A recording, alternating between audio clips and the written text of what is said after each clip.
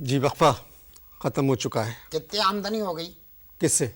ये जो आप कह रहे हैं ना कि ये वक्फा खत्म हो गया ये इश्तिहारों का, इससे कितनी आमदनी हो गई? मुझे नहीं पता जी, प्लीज बताओ। 10 रुपए का अखबार, 2 पैसों की खबरें, पढ़े तो कौन पढ़े? ओहो, बुश हार गया, बुश हार गया। मेरा ख्याल है अब प्याज सस्ती हो जाएगी भाई अनवर। क्या कहा आपने? मैं कह रहा हूँ बुश हार गया, प्याज सस्ती हो जाएगी। मगर बुश का हमारी प्याज से क्या ताल्लुक? अबे बुश का हमारी किस चीज से ताल्लुक नहीं है।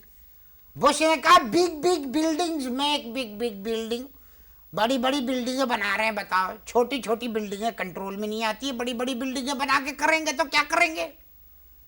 जवाब दो ना मुझे। मेरे खालू हैं, वो 18वीं मंजिल के ऊपर रहते। खाला का गरारा जो है ना वो सूख रहा था वहां पर, उधर बैल्कनी के अंदर हवा चली जोर से, बराबर की बिल्डिंग में 15वीं मंजिल के ऊपर किसी की बैल्कनी में खाला का गरारा जो है जाके अटक गया। खालू उतरे, बराबर की बिल्डिंग में गए, वहां जाके उन्होंने बेल बजाई तो वो खातून निकली और खातून से खालू ने कहा कि मेरी बीवी का गरारा आपकी बैल्कनी में पड़ा हुआ है। वो खातून ने चप्पल निकाली और अपने मियाँ से कहने लगे कि 2 घंटे के लिए मैं गई थी यहाँ घर से बाहर और तुमने कयामत मचा दी है, गरारा कहाँ से आया? वो तो फिर खालू ने बुलवाया उनको और बुला के समझाया कि भाई ये मेरी बीवी का गरारा है, ये गलती से सुखाने के लिए अलगनी पे डाला हुआ था, हवा चली थी उसकी वजह से आ गया। यूं लेके वो आ गए वापस। अखबारात के इश्तहार से फिर आप ऊंची ऊंची इमारतों पे आ गए। हाँ तो क्यों ना है इश्तेहार के ऊपर?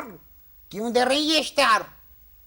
किस लिए देते हैं इश्तेहार? बेचने के लिए देते हैं ना। तो क्या बिक गए? सब बिक चुके हैं। वो बिक गए जी, सारे बिक गए जी। एवन air condition, flush system, attach bath और क्या नाम उसका के स्विमिंग पूल और गोल्फ कोर्स और गोल्फ कोर्स नहीं, हाँ वही स्विमिंग पूल और अबव टॉप कर्जे की सहूलत। मैं पहुंच गया भाई अनवर, एक इसी तरह की इश्तेहार की कंपनी में मैं पहुंच गया जहां पर उन्होंने इश्तेहार दिया था कर्जे की सहूलत का। मैं गया, मैंने कहा भाई मुझे फ्लैट नहीं चाहिए, मुझे फ्लैट नहीं चाहिए, मुझे कर्जा चाहिए। लो भैया, इतना मेरा कहना था कि मुझे ऐसा लगा कि वहां पर सूबाई असेंबली का सेशन शुरू हो गया।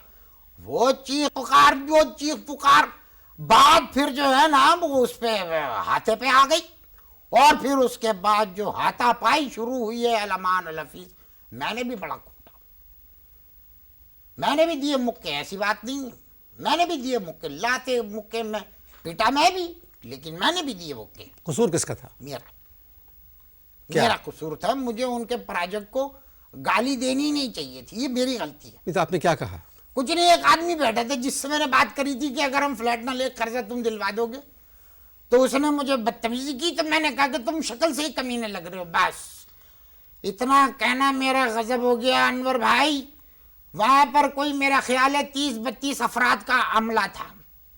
बैक वक्त चारों तरफ उन्होंने घेर के हमला किया, गाली देता है और फिर जो मुझे नीचे गिरा के मारा, 2-4 को तो मैंने भी मारा, लेकिन वो 32 ने मुझ पे काबू पा लिया। वो वहां तक तो ठीक था चलो, लेकिन उसके बाद वो मुझे एक नामालूम मकाम पे मुंतकिल कर दिया उन्होंने, वहां ले गए। चलिए ये तो जाती किस्सा है आपका। मैं आपसे एक बात कहूँ भाई, अगर ये ऊंची ऊंची इमारतें और जजीरों के ऊपर जो शहर आबाद हो रहे ये बन गए ना तो कराची बहुत खूबसूरत हो जाएगा। 40 मंजिला इमारत, 50 मंजिला इमारत। वाह वाह, बात में दम है भाई तुम्हारी। 40 मंजिला इमारत, 50 मंजिला इमारत।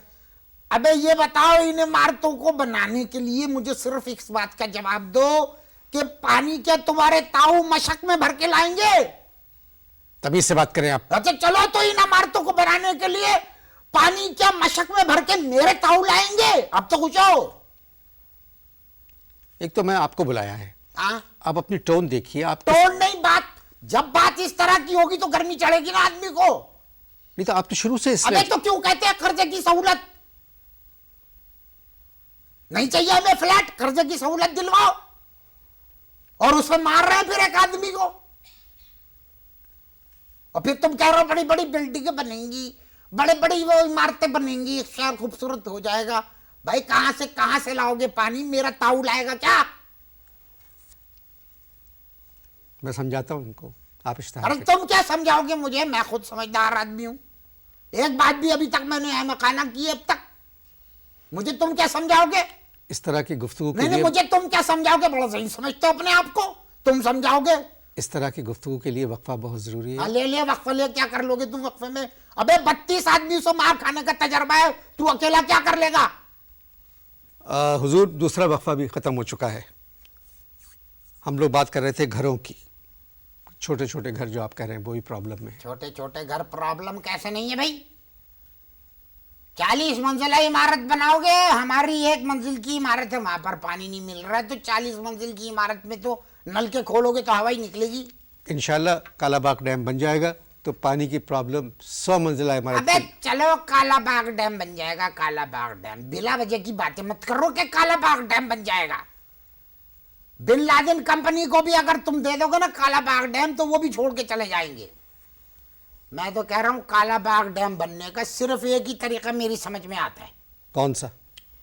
वो ये है कि कालाबाग डैम की मुखालिफत करने वाले जितने भी सियासतदान हैं, औसतन उनकी उम्र जो है 75 बरस की है। अबे 2-4 साल और इंतजार कर लो। तो इससे क्या होगा? मरा हुआ हाथी जो है वो 1.25 लाख का होता है, मरा हुआ सियासतदान 1.25 रुपए का भी नहीं होता। बताओ, घर में पीने को पानी नहीं है और स्विमिंग पूल के इश्तिहारात चल रहे हैं, स्विमिंग पूल के इश्तिहारात। आप कुछ पढ़े लिखे हैं? हम हैं, यही बहुत बड़ी बात है। नहीं, मैं तालीम के बारे में पूछ। हमारे अब्बा जो थे उनकी मैनिफेस्टो में तालीम था ही नहीं। क्यों? असल में पूरा किस्सा सुनाना पड़ेगा भाई फिर तुमको। किस्सा ये था कि एक अरबी पढ़ाने वाली से हमारे अब्बा ने शादी कर ली थी। उस्तानी से? जी हाँ, उस्तानी से शादी कर ली थी। ठीक है, उस्तानी से शादी कर ली और जनाब पूरी जिंदगी गुजर गई, अब्बा ने जो है वो अरबी बोल के नहीं दी और अम्मा ने पूरी जिंदगी उर्दू बोल के नहीं दी। तो आपके अब्बा अरबी सीख लेते? हमारे अब्बा तमीज सीख लेते, यही बहुत बड़ी बात थी। सारा दिन जो है उर्दू में अम्मा को बुरा भला कहते रहते थे और अम्मा जो है पूरी रात अरबी में अब्बा को जो है गालियां देती रहती थी। और बताने वालों ने तो ये तक बताया कि एक दफा अब्बा को अम्मा ने मक्के में मुक्का मारा। अच्छा, ये जो अखबारों में इश्तहार आते हैं स्विमिंग पूल के, और बताओ घर में पानी नहीं है, स्विमिंग पूल के इश्तिहार आ रहे हैं, बिजली है नहीं, हाई टेक के इश्तिहार दिखाए चले जा रहे हैं। गाड़ियां कहाँ चलाएंगे भैया? गाड़ियां का बांट रहे हैं, गाड़ियां बांट रहे हैं, बैंक वाले धड़ाधड़ गाड़ियां। एक बैंक वाला तो मेरे पीछे लग गया, मुझसे कहने लगा कि भाई आप एक काम करें, आप आ जाए, थोड़े से पैसे दे दो और ना भी दे तो कोई बात नहीं है, टोयोटा ले जाएं और मुस्कुराते हुए घर जाएं। मैं घर आया, मैंने घर आके कैलकुलेशन की, मेरा तो दिमाग हो गया बक, मैं तो हो गया पागल। मैंने जब कैलकुलेशन की कि अगर किस्तें अदा करना शुरू की और मेरा जो बेटा है ना, जिसकी शादी हुई है, अगर उसके औलाद हुई तो, जिसके इम्कान नहीं है क्योंकि 11 साल बड़ी उम्र की औरत से हमने उसकी शादी करी थी, और अगर कभी इत्तेफाक से ऐसा हो गया तो उसकी तो औलाद भी ये किस्त नहीं पे कर सकती। अब सिर्फ एक ऐप पर मिले सब कुछ। ARY के तमाम चैनल्स लाइव सिर्फ एक सुपर ऐप पर। ARY Zap अभी डाउनलोड करें। फ्री HD लाइव स्ट्रीमिंग के लिए अभी ARY Zap डाउनलोड करें या फिर अपने PC और लैपटॉप पर विजिट करें arYzap.com।